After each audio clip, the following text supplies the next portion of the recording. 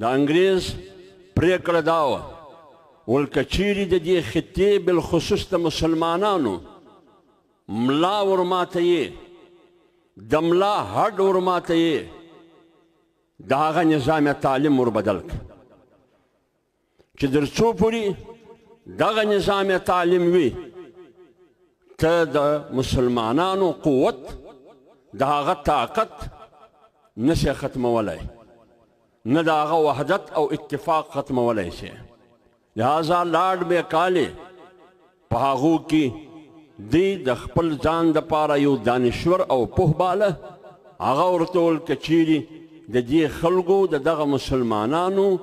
ملا ماته تعلیمي نظام یې وربدل کړه بیا انګریز پر دې کښېناسته چې څه کول پکار دي د مسلمانانو طاقت او قوت دا په کم ځای کې دي د مسلمانانو کمزوري څه ده د مسلمانانو وحدت د هغه همت او غیرت دا به څنګه ورختموي نو انګریز فیصله وکړل چې تر څو پورې په مسلمانانو کې د حریت او د آزادۍ د جهاد جذبه پکې وي د حریت د آزادۍ د غیرت جذبه په مسلمانانو کې وي ته نه مسلمانان ختمولی شي نه مسلمانان کمزوري کولی شي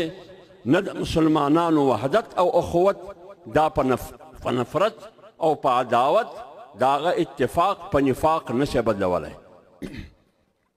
تر څو پورې په مسلمانانو کې د حریت جذبه وي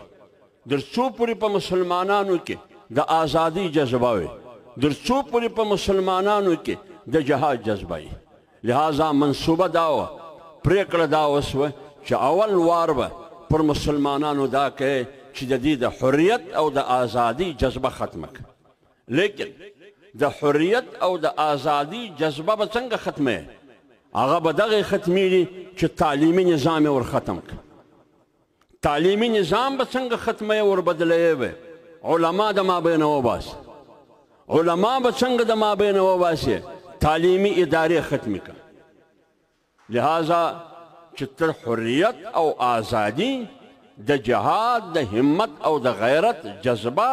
په مسلمانانو کې ختموي تعلیمي نظام وربدل کړه